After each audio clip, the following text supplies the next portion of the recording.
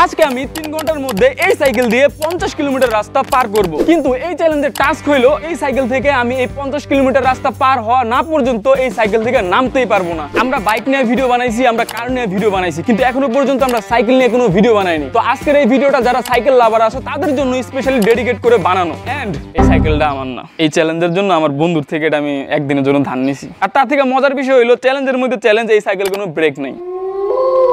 আরো মজার বিষয় হইলো এই সাইকেলের কন্ডিশনও ভালো না। তো বুঝতেই পারতেছো চ্যালেঞ্জের মধ্যে চ্যালেঞ্জ, এই সাইকেল নিয়ে আমার 50 কিলোমিটার পার করতে হবে, তাও 3 ঘন্টার মধ্যে, তাও আবার এই সাইকেল থেকে না নাইমা। তো গাইস চলো আজকের চ্যালেঞ্জটি শুরু করা যাক। আমার চ্যালেঞ্জ এইখান থেকে স্টার্ট, দেখি এইখান থেকে 50 কিলোমিটার কত দূর আর কত দূর যেতে পারি, এন্ড কোথায় কোথায় যেতে পারি। যেখানে যেখানে যাবো সেখানের নাম অবশ্যই উল্লেখ করে দিমু। তো চলো শুরু করা যাক।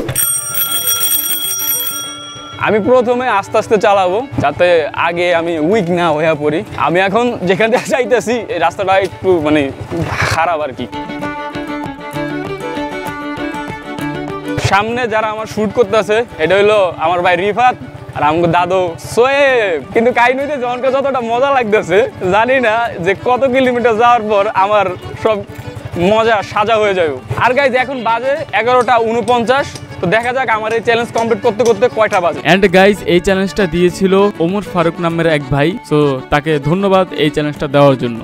গাইজ অনেক আগে এইভাবে সাইকেল চালাইতাম, মানে ছোট থাকতে প্রায় অনেক বছর পর সাইকেল ধরছি। একটু আনকমফোর্টেবল লাগতেছে, প্রচুর মাত্রায় গরম। তোমরা জানো যে বাংলাদেশে কয়দিন ধরে অনেক গরম পড়তেছে, ঠাডা মার্কা রোদ পড়ছে। তো এটার মধ্যে সাইকেল এভাবে চালানো এত দূর এত কিলোমিটার টাফ। তো এখন যেহেতু ধরো 11:49, তো ধরো 12টাই, তো 3টা বাজে আমার চ্যালেঞ্জ কমপ্লিট হবে। তো দেখা যাক 3টার আগে কমপ্লিট করতে পারে কিনা, যেহেতু 3 ঘন্টার মধ্যে 50 কিলোমিটার যাইতে হবে।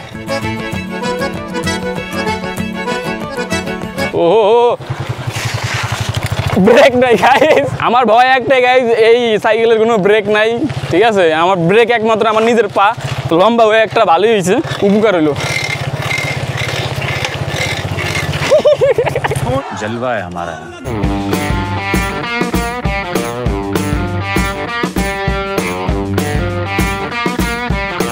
গাইস একটা সুখবর, আমি এতক্ষণ স্ট্রাগল করে 1 কিলোমিটার পার করছি। जलवा है हमारा। সিরিয়াসলি 1 কিলোমিটার, এতক্ষণ চালায় মাত্র 1 কিলোমিটার, আর আমার হাঁপানি উঠে গেছে। এই সাইকেলটার একটা রহস্যময় ব্যাপার কি জানো, গিয়ার আছে কাজ করে না, ব্রেক আছে ধরে না।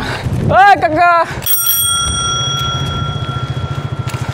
এই হলো আমার আজকের ব্যাকগ্রাউন্ড ফ্যামিলি। বাইক দিয়া উল্টা হয়ে শুট করা হইতেছে, এত কষ্ট করে ভিডিওটা করতেছি। Please like share comment.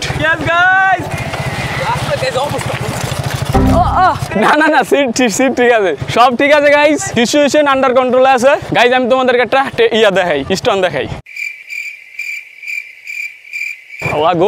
আগে পারতাম যখন ঘন ঘন সাইকেল চালানো পড়তো। আর রোড সম্পর্কে যদি তোমাদেরকে একটু সারমর্ম দেই, তাহলে এই রাস্তাটা এতটা ভাঙ্গা কি বলবো সুমন ভাই, বিশ্বাস করবেন না, আমার পোট ব্যথা হয়ে যাচ্ছে। এখন গাইজ আমরা মেন সড়কে উঠে পড়ছি। এই রাস্তা দিয়ে এখন যাবো মধুজনের সামনে। ভাই যারা এই যে ঘন্টার পর ঘন্টা এত কিলোমিটার পার করে সাইকেল দিয়ে কেমনে করে, রেসপেক্ট তাদেরকে। মধুজনে চলে এসে পড়েছি গায়জ। গাইজ এখন আমি একদম মেন রাস্তায় আছি, পাশ দিয়ে অটো গাড়ি মারি যা আছে সব যাইতেছে। আর হেডার মধ্যে বিপদ হইতেছে, আমার এই সাইকেলে কোনো ব্রেক নাই, টাইম মতো ব্রেক দিতে পারবো না। এটা হলো আমার একটা রিস্ক, এই জন্য আমাকে দেখে শুনে চালাইতে হবে। তো গাইজ আমি কত কিলোমিটার পার করছি, আমি 5 কিলোমিটার পার করছি, আরো 45 কিলোমিটার বাকি আছে।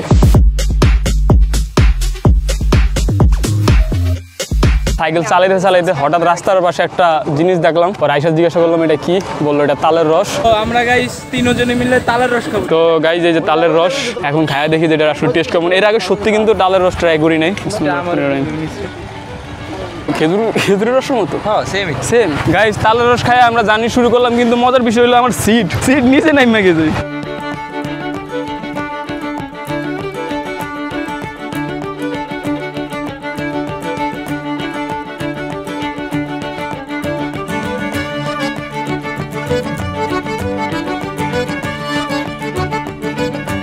গাইস আমরা প্রায় ভোজেশ্বরের বাজারের কাছাকাছি চলে আসছি।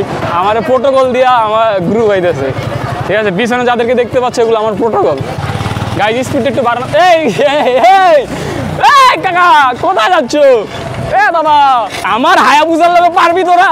খালি গাড়ির গিয়ারটা কাজ করে না, নাইলে দেখাই দিতাম। টানতে টানতে টানতে দেখছো দেখছো পারবি পারবি। তো এইভাবে চালাইতে চালাইতে ভোজেশ্বর আইসা পড়লাম। এখন ভোজেশ্বর পার হইতাছি, কিন্তু সিচুয়েশন কথা যদি বলি তাহলে খুবই গুরুতর সিচুয়েশন। যেই পরিমাণে গরম আর রোদ আর যেই ঘামাইতেছি ভাই, হয়তো ভিডিওর মাধ্যমে ওইটা বুঝাইতে পারতেছি না, কিন্তু আসলে অনেক খারাপ লাগতেছিল তখন। কিন্তু এখনো অনেক পথ যাওয়া বাকি। তারপরে চালাইতে চালাইতে নড়িয়া চলে আসলাম। আর পুরো রাস্তা শুট করা পসিবল হয় নাই। আর যদি পুরো রাস্তা শুট করতাম তাহলে ভিডিও অনেক লম্বা হয়ে যেত, বোরিং লাগতো। তো এই হলো নড়িয়া বাজার। এই বাজারের মধ্যে চালানোটা একটু টাফ, তার মধ্যে আবার আমার সাইকেলের ব্রেক নাই। তারপরে হইতেছে এইখান থেকে যাব হলো এখন পদ্মাপাড়ে, যেটা হইতেছে মুলফতগঞ্জ। কিন্তু রাস্তার অবস্থা তেমন একটা ভালো না, বাট নদীর পাড়ের রাস্তাটা ভালো যতটুকু আমি জানি। তো যাই হোক, চ্যালেঞ্জ যেহেতু নিছি তাহলে এটা অবশ্যই করতেই হবে, করার কিছু নেই। তো এরকম প্রতিকূল পরিবেশ পার করে অবশেষে নদীর পাড় চলে আসলাম।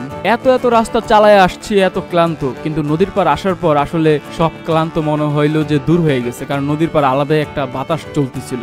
চালাইতে চালাইতে মুলফতগঞ্জ চলে আসলাম। কত কিলোমিটার হয়েছে দাদু? তো শরীয়তপুর থেকে এমনিতে মুলফতগঞ্জ 17 কিলোমিটার, তবে সেটা মেন রাস্তা দিয়ে।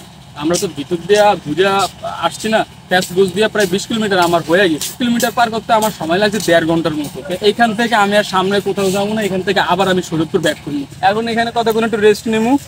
আমি কিন্তু সাইকেল থেকে নামতে পারবো না, যেটা ছিল, আমি সাইকেল থেকে নামতে পারবো না। তো এখানে কতক্ষণ একটু জিরে মিরে তারপর আবার যে রাস্তা দাইছি ওই রাস্তা দিয়ে যাবো, ঠিক আছে? তো রেস্ট নিয়ে আবার শুরু করলাম আমাদের জার্নি। তো যেই রাস্তা দিয়ে আসছিলাম সেই রাস্তা দিয়ে আবার ব্যাক করব, তাহলে আমাদের যেই গোলটা সেটা কমপ্লিট হয়ে যাবে। তো এইভাবে চালাইতে চালাইতে ভোজেশ্বর পার হইলাম, নড়িয়া পার হইলাম, তারপরে হইতেছে যেখান দিয়ে গেছিলাম সেই ভিতরের রাস্তাতে আবার চলে আসলাম। কিন্তু এই পর্যায়ে আইসা সত্যি শরীর পুরো ছাইরা দিছিল, মানে কোনোভাবে যে চালাবো প্যাডেল মারবো ওই রকম শক্তিটা মনে হইতেছিল আমি পাইতেছিলাম না, পা অনেক ব্যথা করতেছিল।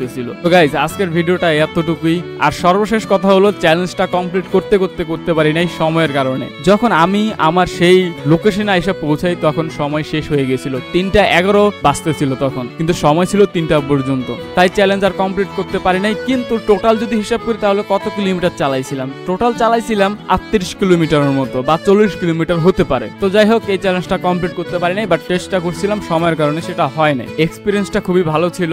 যাই হোক, আজকের ভিডিও এতটুকুই। কেমন লাগছে কমেন্টে জানাও। আজকের মতো বিদায় নিচ্ছি, আল্লাহ হাফেজ।